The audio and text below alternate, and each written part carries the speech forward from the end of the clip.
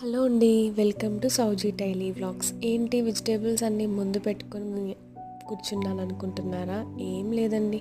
Market నుంచి అన్ని vegetables తెచ్చినప్పుడు మనకి ఫస్ట్ వచ్చే థాట్, కూరగాయలన్నీ ఫ్రెష్గా ఉన్నాయి, సాంబార్ చేస్తే చాలా బాగుంటుంది కదా అని అనుకుంటాం. మీకు కూడా అలాగే అనిపిస్తుందా? అనిపిస్తే ఖచ్చితంగా కామెంట్ సెక్షన్లో కామెంట్ చేయండి. చక్కగా అన్ని వెజిటేబుల్స్ కట్ చేసుకొని బాగా మగ్గించుకొని పప్పు, చింతపండు రసం యాడ్ చేసి కొంచెం బెల్లం, కొబ్బరి తురుము కూడా యాడ్ చేస్తే టేస్ట్ ఇంకా బాగా వస్తుంది. అన్నీ అయ్యాక తాలింపు గురించి మర్చిపోతే ఎలా అండి?